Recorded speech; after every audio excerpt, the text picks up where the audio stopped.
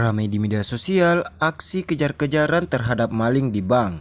Diketahui, maling tersebut melancarkan aksinya dengan menghipnotis korbannya. Hal ini viral di media sosial Instagram yang diunggah akun @memomexos pada Kamis 19 Oktober 2023.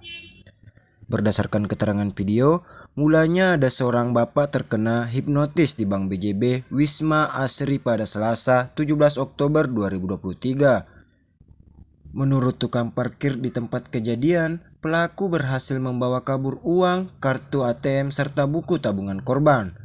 Dalam melancarkan aksinya, pelaku lain yang berjumlah 3 orang menunggu di seberang jalan menggunakan mobil.